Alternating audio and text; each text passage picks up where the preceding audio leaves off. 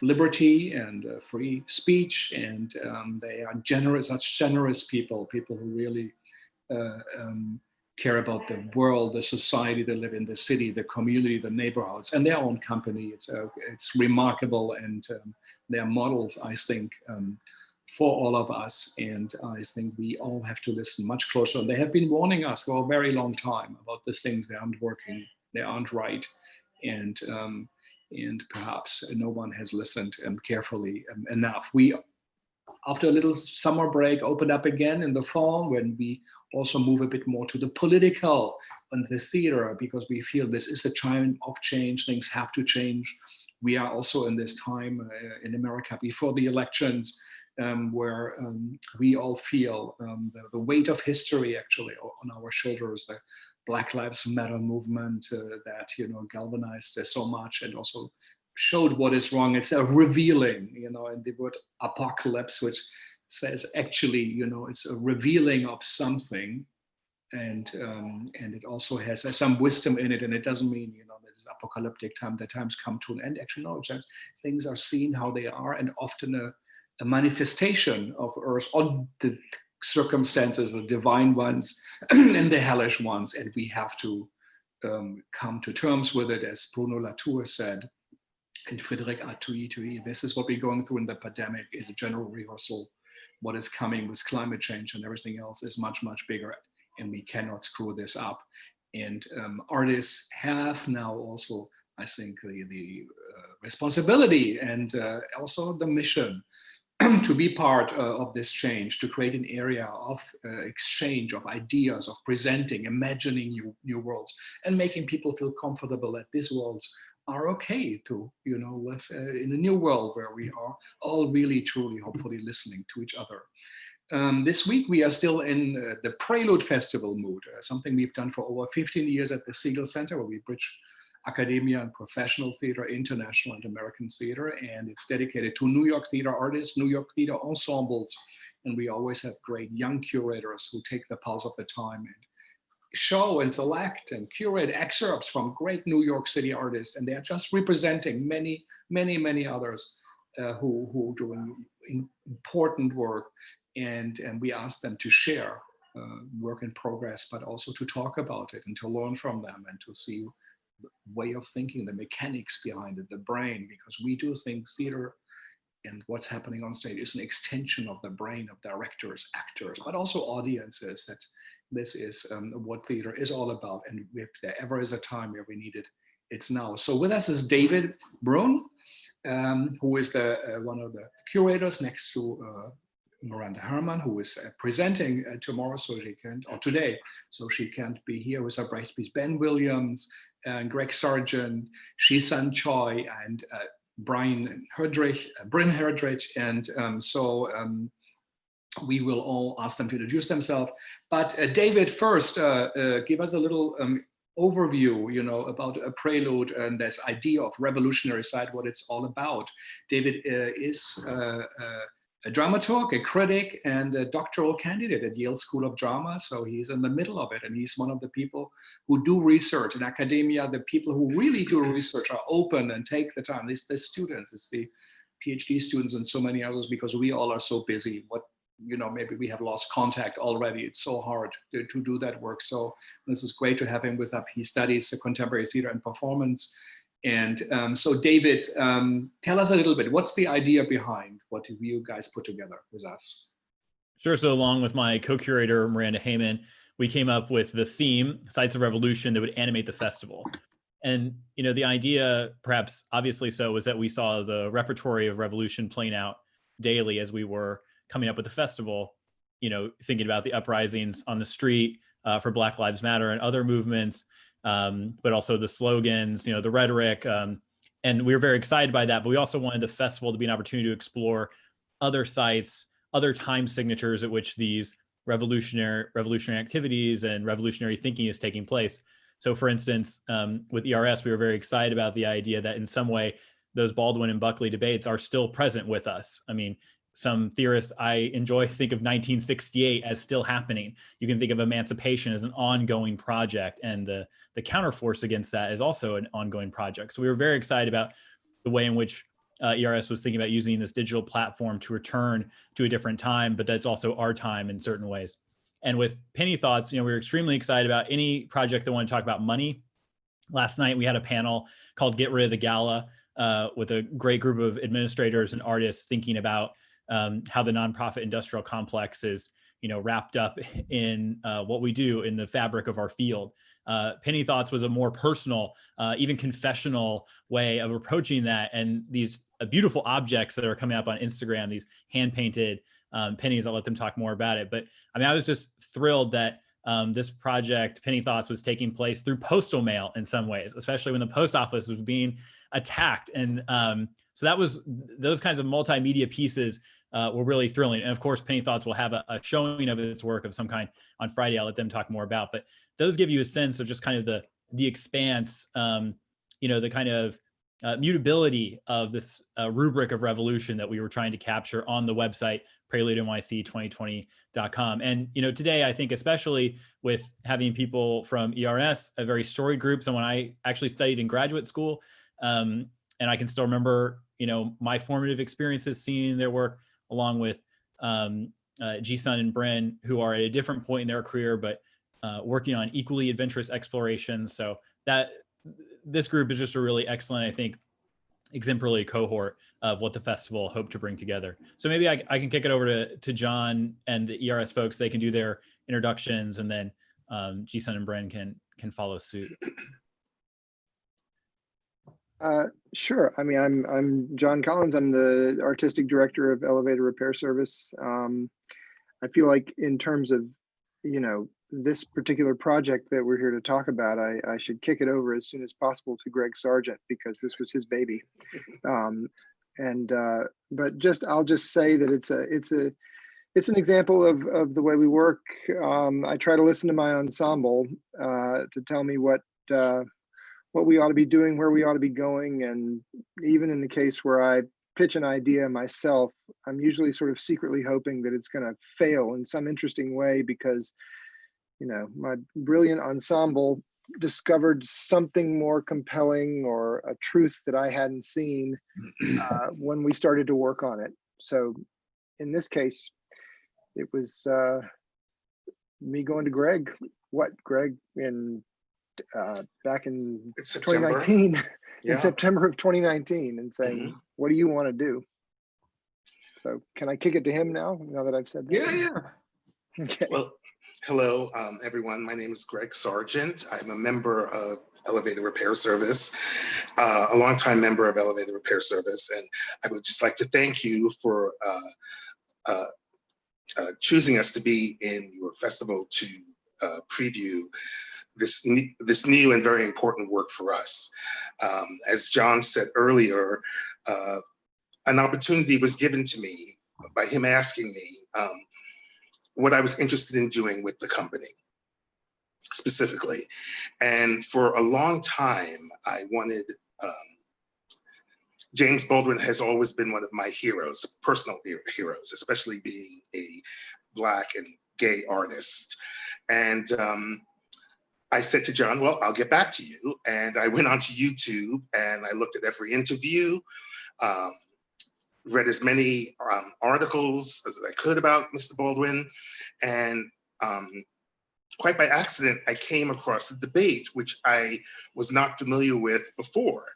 And I watched the debate, and in the conclusion of watching the debate, the feeling that I was left with was a complete and utter anger, because I was so shocked that the debate 55 years ago touched on issues that were still so relevant today. And this is pre-pandemic. And so I took the, I tried to find I found a transcript of the debate, and I took it to John, and we had a reading of it, and we were both very excited at the time. And that's how the project came about. I called Ben Williams, my dear, dear friend and a brilliant actor and sound designer who has played Buckley before. And I immediately asked him, with John's permission, if he would like to be in the project. So that's how we got started with the whole thing.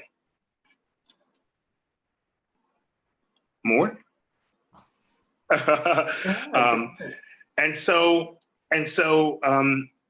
we started, and we had a couple of readings, and we had an initial live reading where the reception of the piece was so powerful that we knew we had to do the piece and work on the piece. Of course, the pandemic happened and stopped everything, but we did have a few rehearsals to work on it. And we are well on our way now in trying to figure out a performance platform where it will work, that we will do the debate in the future. And we're very grateful to you, because we learned so much from the filming of what we've done, that we were able to submit to the Prelude Festival. Personally speaking, as a Black artist, you know, my parents are immigrants to this country, and they come from a third world country where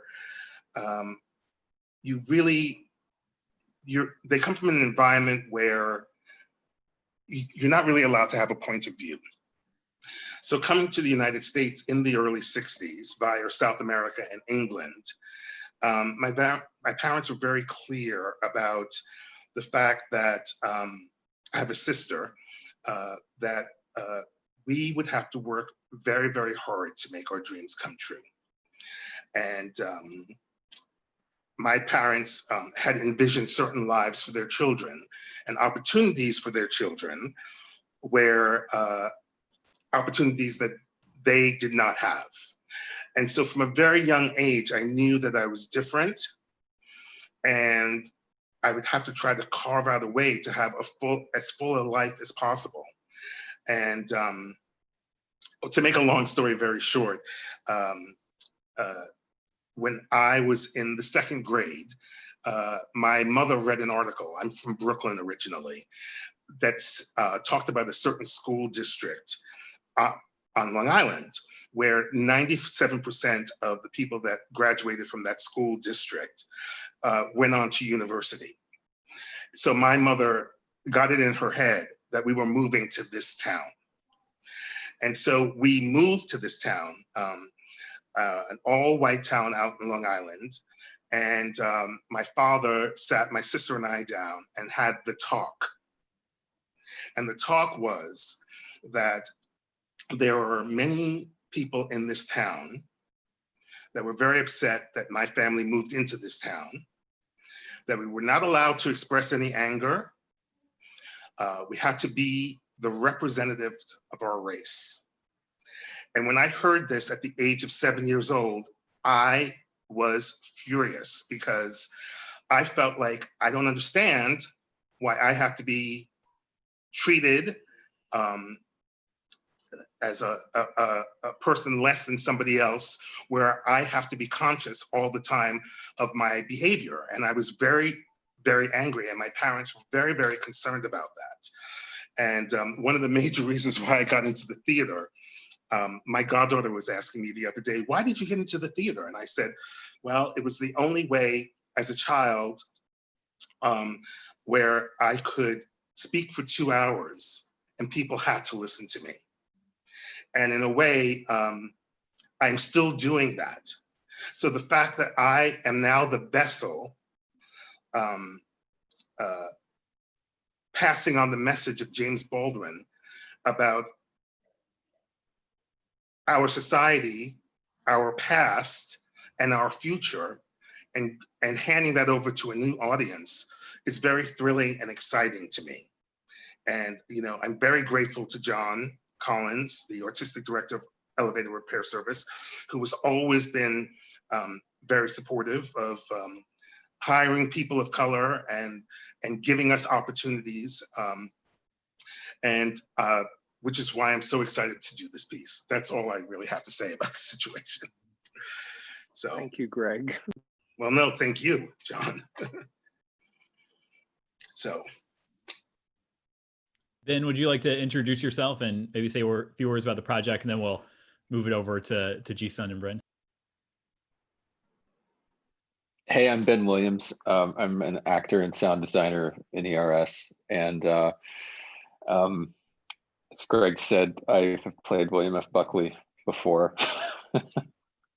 But I think one of the things that's fun about what we've discovered just in some Zoom rehearsals during the pandemic, which, you know, we feel that as a theater artist, everything is kind of crippled, in terms of what you can actually work on over the internet. But we made some discoveries. We actually made some progress on this piece over Zoom. That was really, really great. And one of the fun things has been finding a way to not play William F. Buckley and kind of, speak his words in a voice that isn't so caricatured and isn't so cartoonish, but is actually, I don't know, that sounds perhaps more like Jared Kushner sounded like this week when he basically made the exact same argument. Exertions. Yeah. Yeah, so just a bit about the project. You're staging, the discussion that took place in Cambridge in front of an audience, actually interestingly divided, like a Japanese theater, like audience on the right and the left in a longer hall, and the front the discussants, and Baldwin and Buckley, basically had a debate modeled after a college debate. And, as Greg said, why do you have to prove it, and why do others defend the indefensible? But it was a acting out of what's were on people's mind, and it's quite stunning, moving, and sad, and perhaps also inspiring presentation they gave. So I look forward to hear that. But let's move on to you guys. Jeesun, maybe you tell us a bit.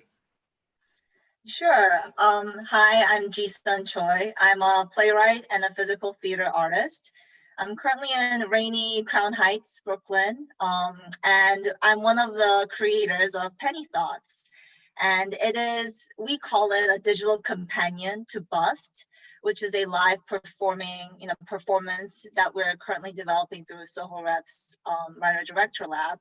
And with the shutdowns, with the theaters closing, we needed to find an avenue to get the research, which was real live people's stories of their relationship to money. Our project first started, we came up with Bust, I think like spring of 2019, way before we could ever imagine this happening. And I'm sure Bryn will talk about more too. We have a common experience of having grown up in Southeast Asia in early 2000s, when the economy was booming, foreign investments were flowing in, and there was such a sense of like immense growth, while the gap between the rich and the poor was widening at an astonishing pace. And because of that experience, personally, I felt like, and where I come from, which is Korea and Thailand, I felt like money was something that was very evident to me and was present everywhere, and I could talk about it. But as soon as I came to the US, it was, oh my gosh, it was the only thing that you couldn't talk about. You could talk about drugs, you could talk about sex, you could talk about class, race, but when it came about personal wealth, or wealth that wasn't dealt in an institutional or structural manner, people clam up. And I've just found that so interesting all throughout. And Penny Thoughts is a way to kind of open that clam up a little bit, and really starting with the very first memory of money. When was the first time I first encountered this concept that is man-made, and kind of going back to the very beginning, the origin stories in all of us, and trying to figure out what is this relationship, complicated, sometimes beautiful, sometimes devastating relationship we have with wealth and value. Yeah, over to you, Bryn. That was Jeesun, that was great. You did the hard part. Hi, my name is Bryn. I am a director and theater maker primarily, and as Jeesun said, we are partners in the creation of Bust, as well as Penny Thoughts. Yeah, I mean, I think you articulated it really well. Penny Thoughts, the gist for those who have not made it to the Instagram are basically that we ask people to contribute their first memory of money via a Google form. And then what we do is for every memory we receive, we take a penny and paint one side of it with a design or an image that's inspired by that memory. And then that penny is sent back to the person who contributed their memory to us via the mail. So it's like, it's a literal penny for your thoughts. Love a pun. Thanks, gang. But so yeah, so I think for us, it was very much, we in our kind of work around part of Bust is we have always wanted to sort of like get this, get massive amounts of personal narrative surrounding money. And the pandemic has made it very challenging, but I think we also sort of have also realized that, you know, as Jeesun said, it feels like people are very willing to discuss money in a structural way, but people have a really hard time once they start talking about their relationship to it. And so we were trying to facilitate that. We're trying to facilitate that exchange and maybe make it a little less scary or a little more joyful by asking people to tell us their very first memory of money, sort of like trying to get back to what is our relationship with this object before the structures that surround all of us, that all of us grow into and are shaped by, before a lot of that structural baggage comes along with it.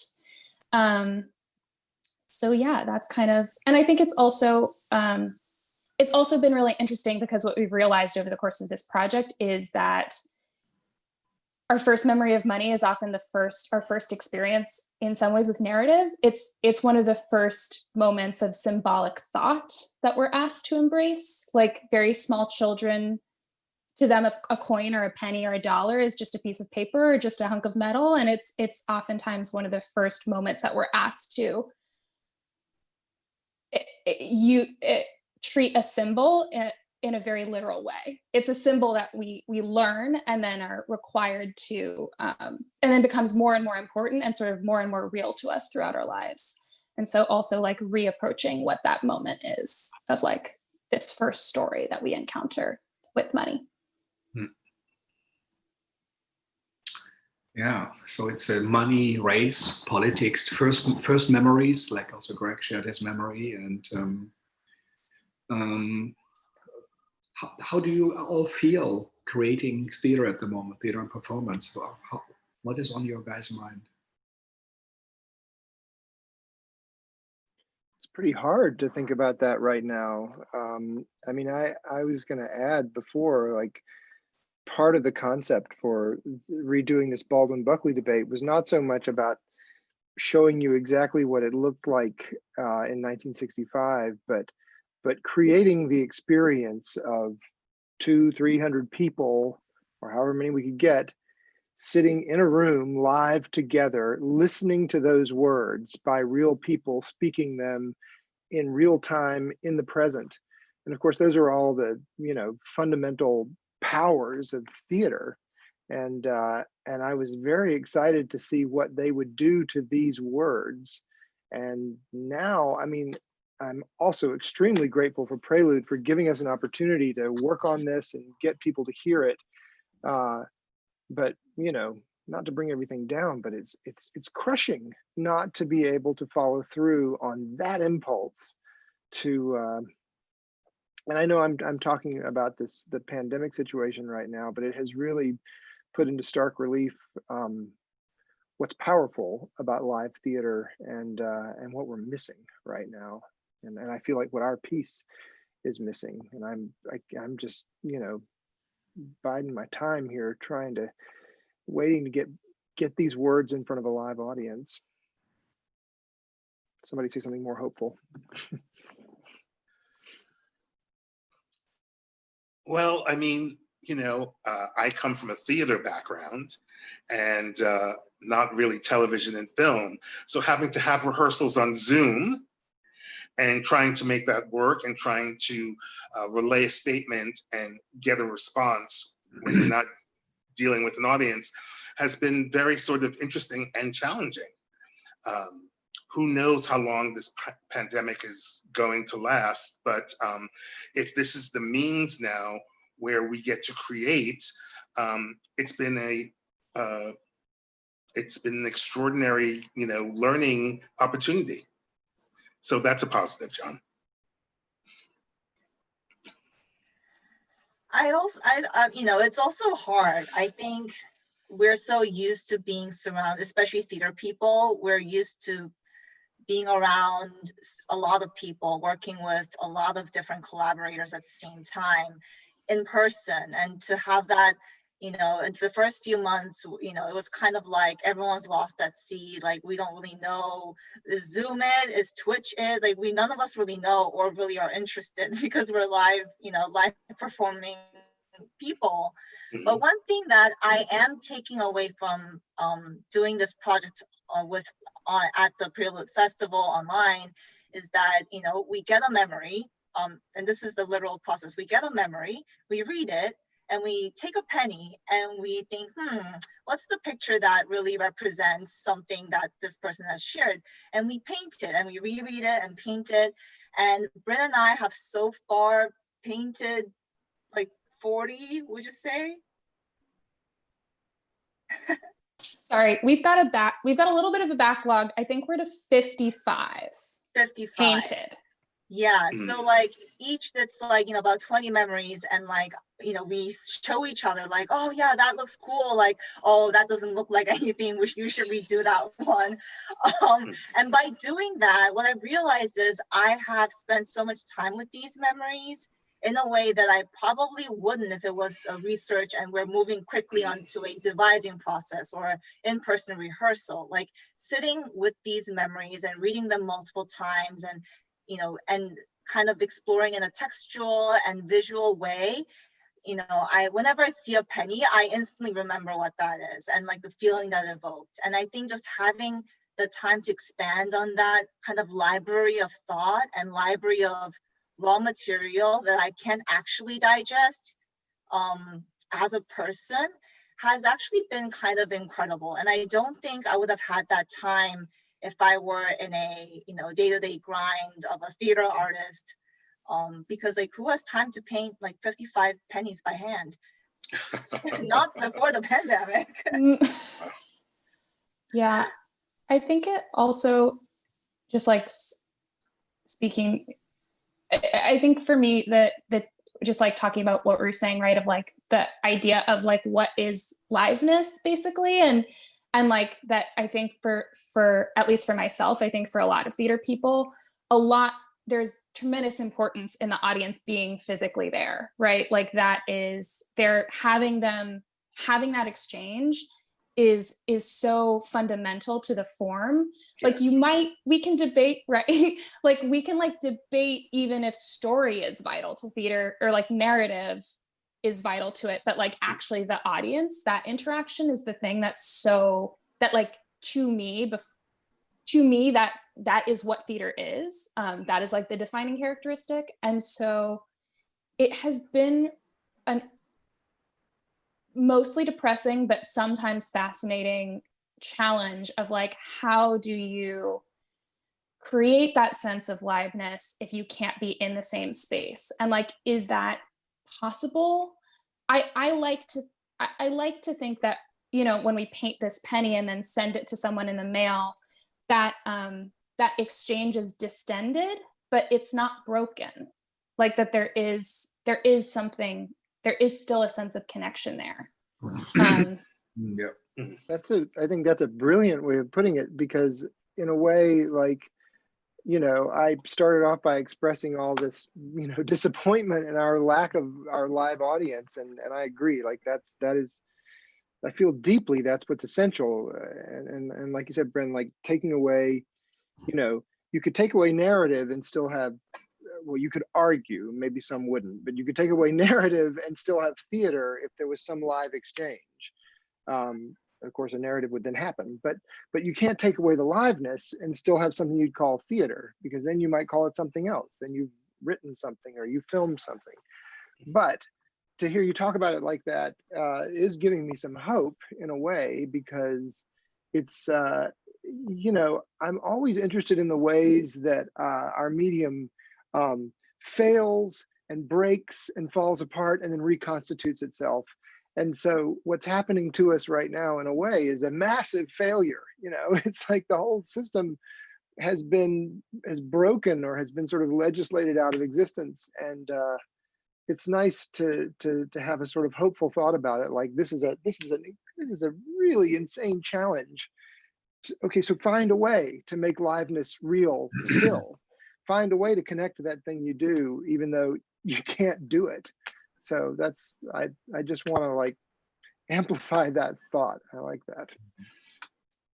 It certainly is a new way to reach audiences, to be in dialogue with a theater or performance audience through mail. And we had the Paper Moon company from Indonesia as one of the talks. And what they did, they put little boxes with how to build puppets to people who came to their theaters. And then the people create the puppet and do little things, they instruct with them. Or what they also did is they asked people, you can give us an idea or pay me $50, $20, like very, very low, and give the story to a healthcare worker or a friend of mine. So people, they commission plays, works, little stories from the Paper Moon company, and they create something and send it to them. And they say, we would of course never do that. And your idea was the penny in the mail, you know, so it reminds me of it. Mhm.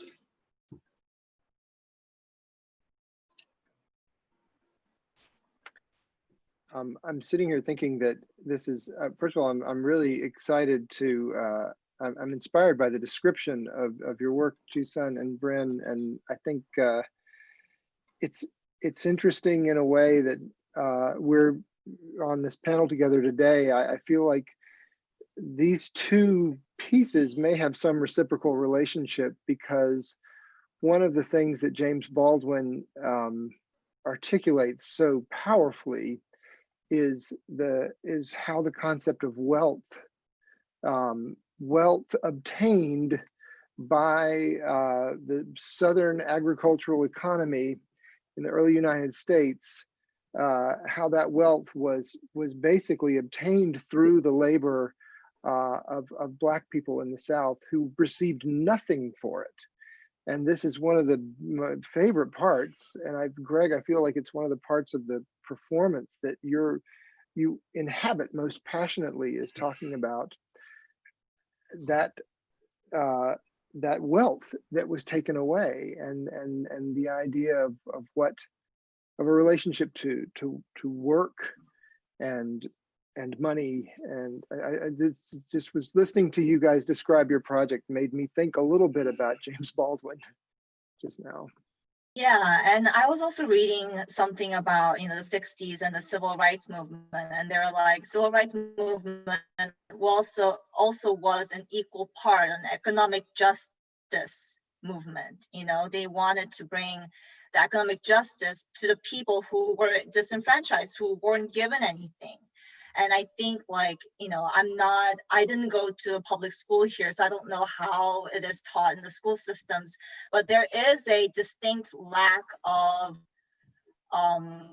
just common narrative about when we talk about the civil rights movement, that part somehow gets left behind.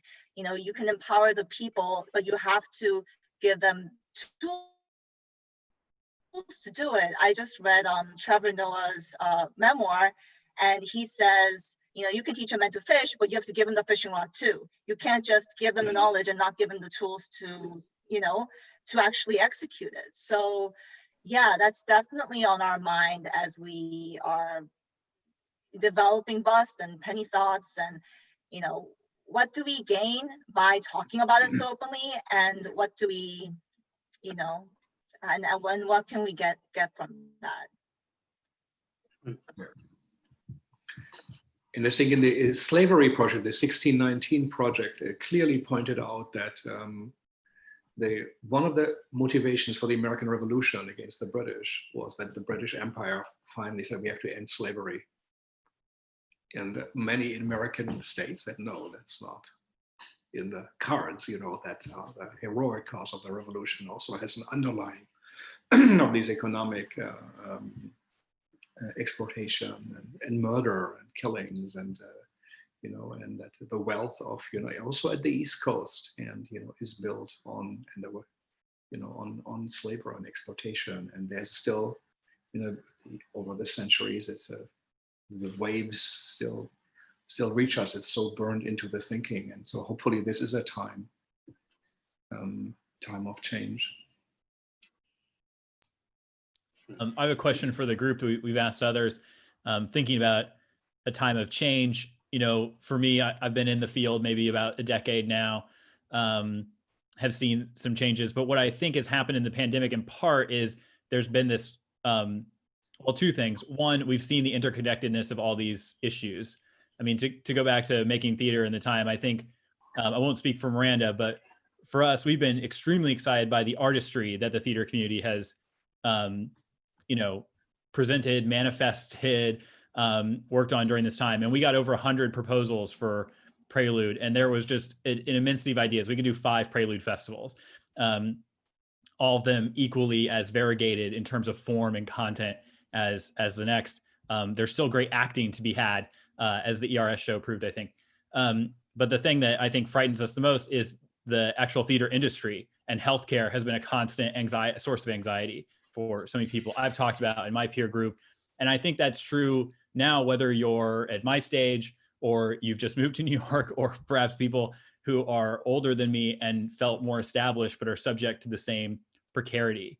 So this is a long way of saying, maybe a 2-part question. One is, what have you seen since March that has been inspiring to you, motivating? It could be under the rubric of theater, or it could be in some other field.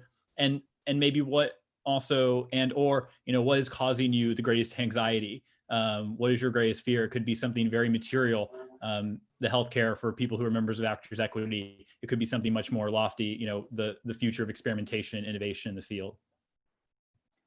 I'd like to start, if I may.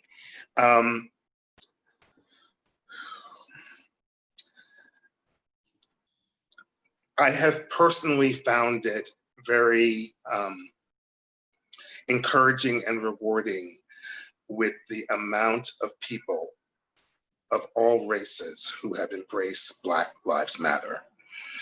Just witnessing the rallies and the marches throughout the last few months has really made me feel hopeful in a way I haven't felt hopeful in a long period of time. So I have found that to be very encouraging.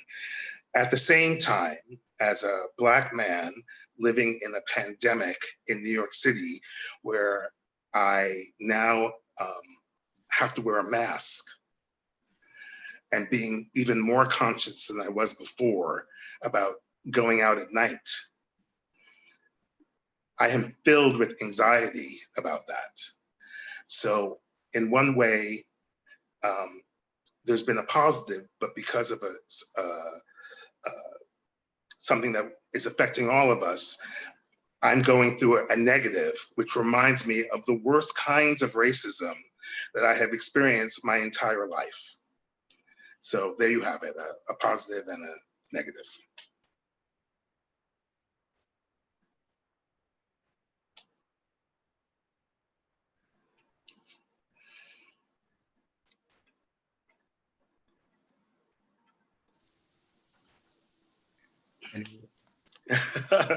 Yeah, you know, going off of what Jeesun said, that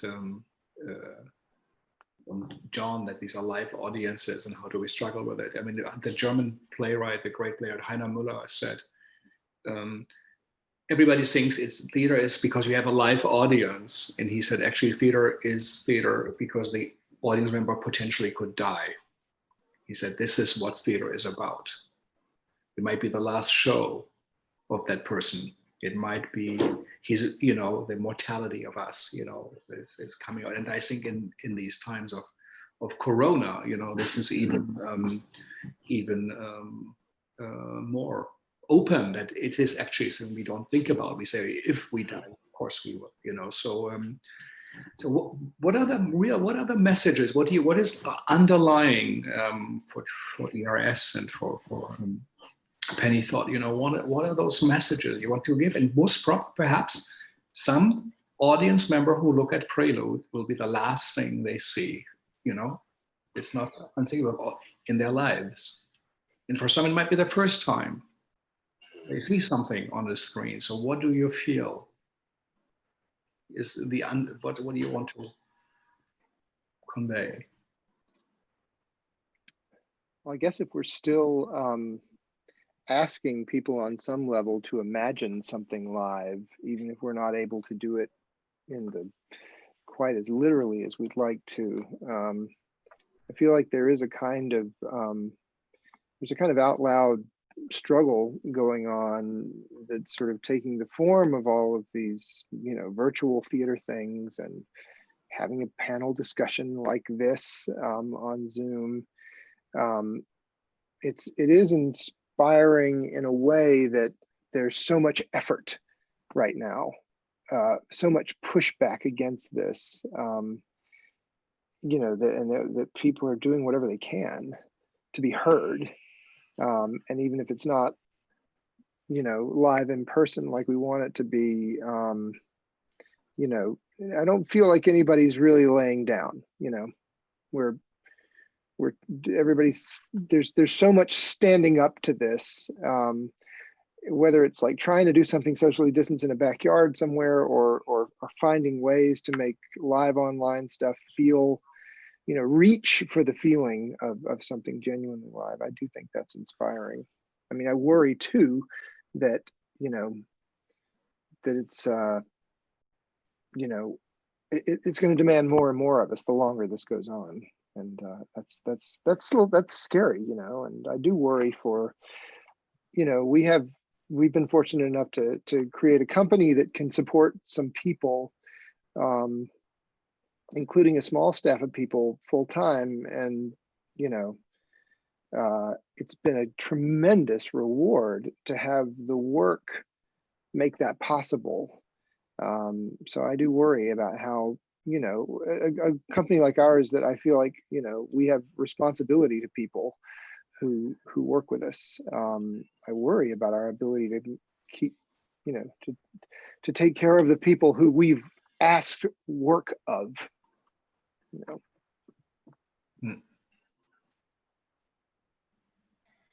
Yeah, I think when we first went into shutdown, and it was like May and June, July, and I had this moment when I was talking to a friend that the worst thing that could happen is if the pandemic ends and we go back to exactly how we were before. You know, that is the most terrifying thing to me. I think there is a great reckoning happening now, and I hope when we look back that this was the moment that triggered big changes institutionally and systematically and in the government too. And, you know, so much of that I have agency in the circles that I move in and the people that I have, you know, relationships with. And there are also the bigger circles and the just kind of, it echoes out from there. And, you know, that is like both my biggest hope and biggest fear is that when the virus is done and when we go back to whatever that we are going back to, if things are exactly the same, I think that would depress me quite a bit. Yeah.